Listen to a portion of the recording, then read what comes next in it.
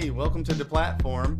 No filters here, no corporate leash, no backroom edits, just me in front of this mic here saying what I see and what I know. I've been building towards this for years, even when I didn't realize it. And now, let's just say I've got more motivation than ever. I'm not going to drag you guys through legal filings or radio politics. That's not what this space is really for. But what you do need to know is simple.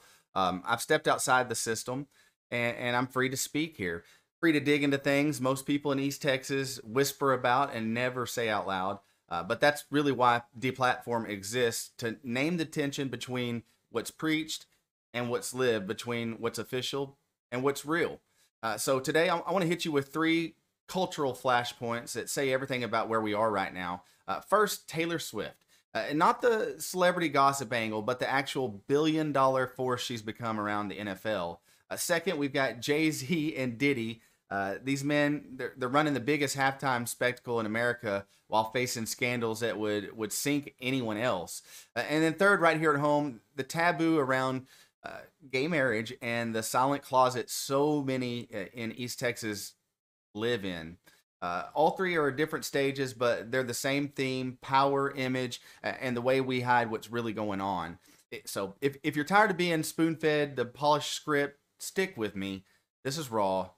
This is Deplatform. Okay, so let's start with Taylor Swift. Forget the gossip for a second. Just look at the economics. Since she showed up at NFL games with Travis Kelce back in September of 2023, the league's brand value has shot up like $1 billion. I'm serious. A single relationship, a handful of camera shots, and suddenly the NFL is making almost $1 billion in exposure and cross marketing. Like, just in the 2023 season, she got there September to January. She made almost $300 million for brand value to the NFL. This past season, almost $700 million in brand value. So, I mean, it's an incredible amount of money. It's power and leverage. And you wonder why the league wants her around, right? Especially with the political differences that may exist between so many NFL owners and figureheads. And then somebody like Taylor Swift. Now, we can get into all the politics stuff later. I've got my own idea about the bilateral political system in the United States and how it's corrupt and how it confuses us, but we'll save that stuff for another day. Fans are convinced that Taylor is gearing up for the Super Bowl 60 halftime show in 2026. With Easter eggs everywhere, references to sourdough and 60%, shots of the Lombardi Trophy, Levi Stadium nods where the Super Bowl is going to be. She's never done it before, partly because of sponsorship conflicts. You know, she had a deal with Coca-Cola for a long time that clashed with Pepsi's Super Bowl branding, but now Pepsi's no longer the exclusive halftime sponsor. So for Taylor, the door it's wide open. Meanwhile, her podcast appearance with the Kelce brothers, New Heights, I believe what it's called, one of the most popular podcasts in the country right now, drew over 18 million views for one episode. That's the most watched sports podcast crossover ever. And she used it to launch her newest album, which is, I think it's coming out in October, The Life of a Showgirl. So yeah, Taylor's not just performing, she's really orchestrating cultural takeover moves. And, you know, I know a lot of people like to dig into her and give her a hard time because of her not so humble beginnings. Her dad has made well in his life, and he helped her get things started with the beginning of her career. But I mean, so many people that we support in several different facets of life have, you know, taken those same steps and those same privileges to get where they are in life. Some people have done really good things, like I think Taylor has done, and some people have used it to bend the world to their will. Anyways, back to the talk about Taylor. The real question isn't if she'll do the Super Bowl, it's when she decides the timing makes sense for her and her story. And when she does, you know, the NFL will hand her the keys to the kingdom. It's going to be a big spectacle. But that's really the difference between, you know, celebrity and empire. But just some fun facts. In 2023, $366 million gained in NFL brand value. Last year, $634 million gain. She's never performed a halftime. And, of course, her fans are really pumped about it. Now, while we're still talking Super Bowl, Jay-Z, Diddy, and the spectacle. Uh, let's shift the camera back center stage here, okay, or backstage, because behind the Taylor Swift spotlight, you got Jay-Z and Rock Nation running the show. They've been doing it since 2019. They've been contracted to handle all the talent for the shows. Jay-Z has been the NFL's official live music strategist, and that translates to he and his company pick the Super Bowl halftime acts and frame the entertainment side of the league. So, yes, he had his hand in the whole Kendrick Lamar thing last year, which, if my memory serves correct, I think did take a couple jabs at folks like P. Diddy and some other folks that are very prominent in our world. But here's the kicker. Jay-Z is still in that seat despite all the lawsuits swirling around him in his circle. And then there's Sean Diddy Combs facing wave after wave of accusations. And it seems like he's received a slap on the wrist for some of the things that he did that weren't so far out of the Epstein realm. Some human trafficking, some things done with drugs and against people's will, coercion. Yeah, and he's getting off very easy. If you haven't been looking into it, I would highly suggest you dive into that thing. It really makes you kind of question a lot of things going on in our world right now. But if you or I had even one of the cases hanging over us like they do, we'd be canceled and unemployed overnight. But like I said, when you're sitting on top of the cultural food chain, the show goes on. You can do anything you want to. and that's really what this is about. Power protecting itself. The NFL doesn't cut ties because people, don't have good morals. They don't cut ties specifically because that spectacle makes them money. Look at the whole Jerry Jones and Micah Parsons ordeal.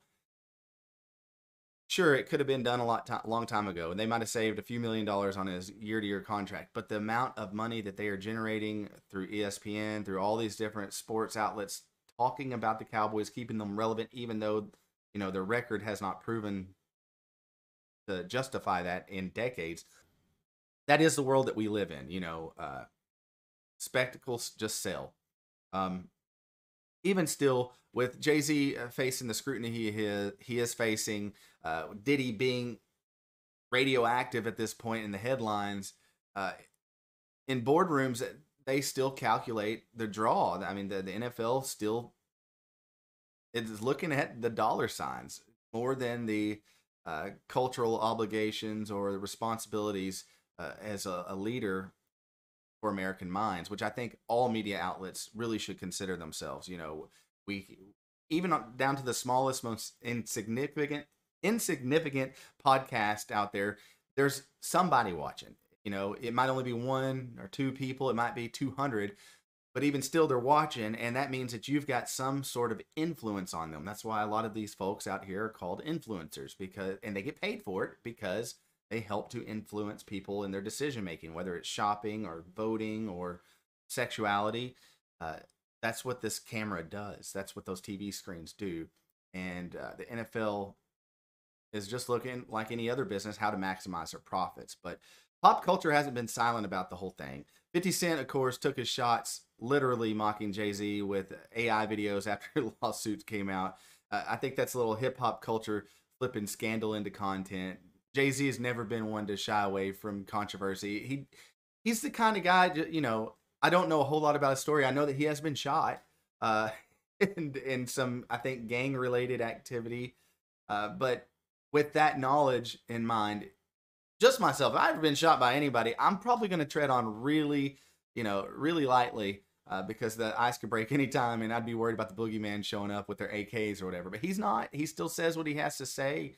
And when we watch the halftime show, you got to remember the stage isn't just lights and dancers. It's also PR, damage control, corporate calculation, and a lesson in who gets to fall and who doesn't.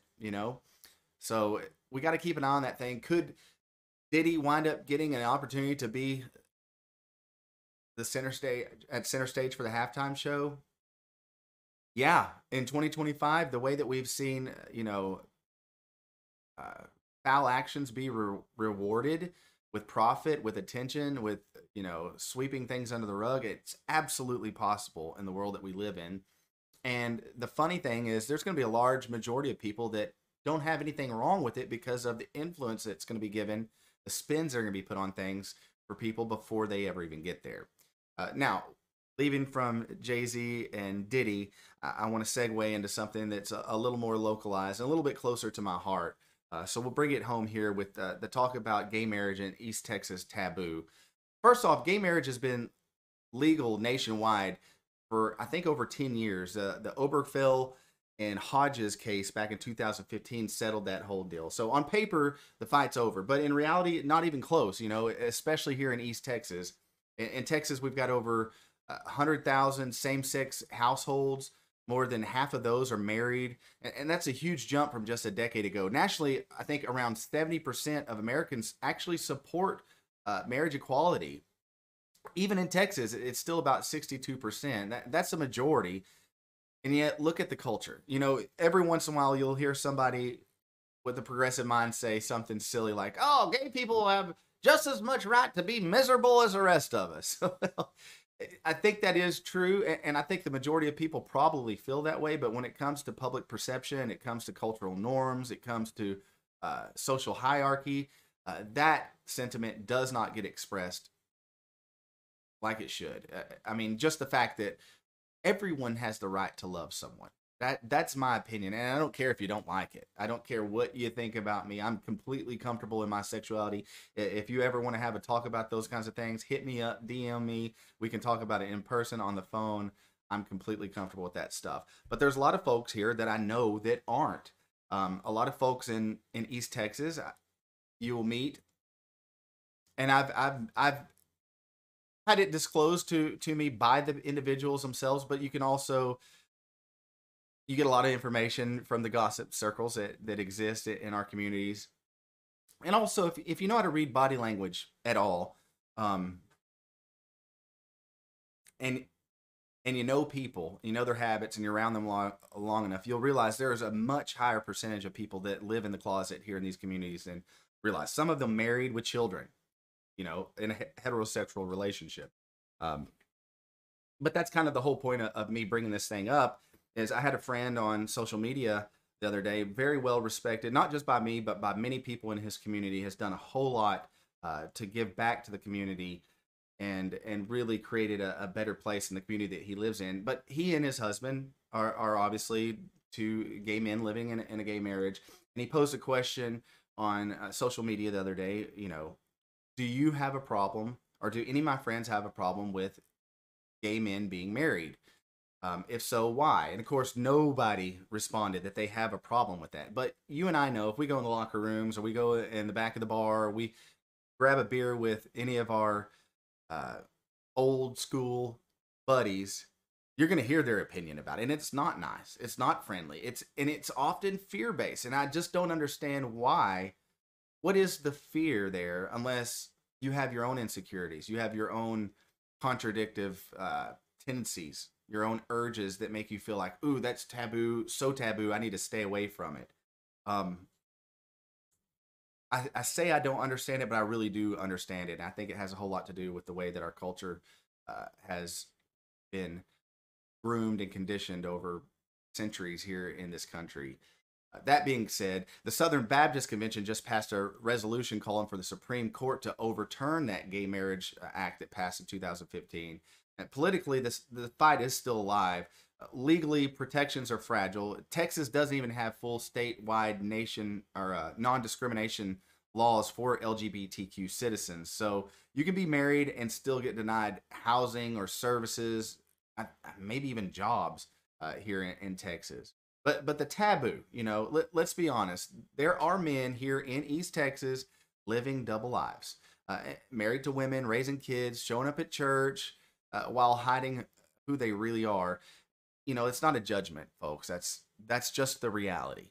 And I think it's, like I said, it's the direct result of cultural repression, the fear of being outed, of losing family, friends, work, and just being shunned from the community. So, while America celebrates progress, I think East Texas is still caught in this tension where the law says one thing, the culture enforces another.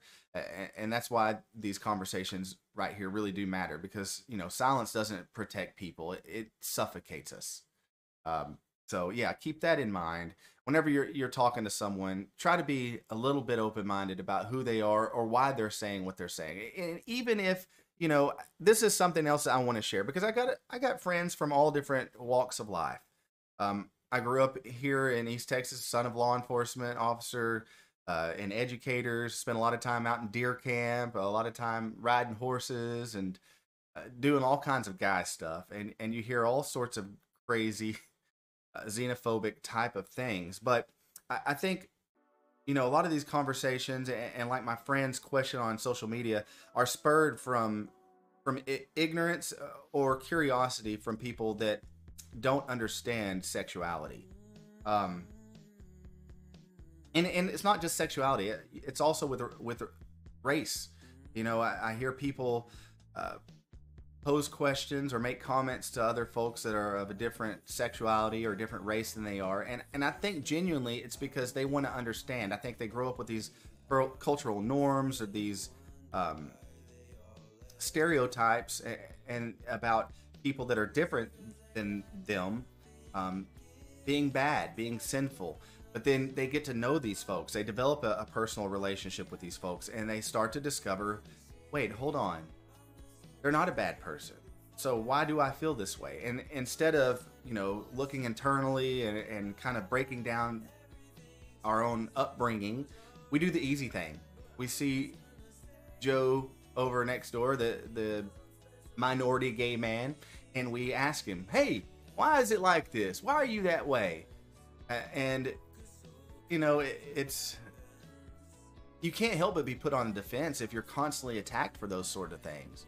You know, and it causes friction, and it causes people to have hurt feelings. Not just the person that's, you know, kind of being put on the spot, but the person asking the question too. Because I think a lot of times it's not, you know, homophobia or racism. It's just ignorance. It's just a lack of understanding, and maybe a person that really does want to understand. But anyways, that's it. There you have it. Taylor Swift's $1 billion, you know, influence, Jay-Z and Diddy's grip on the halftime spectacle for the Super Bowl, and of course the taboo gay marriage here in East Texas. 3 different conversations, one thread, you know, power, image, and truth. But like I've said, this show's not about being polite, about being nice. It's not at all about trying to follow the norms of the culture I live in. It's about being real. It's about being authentic.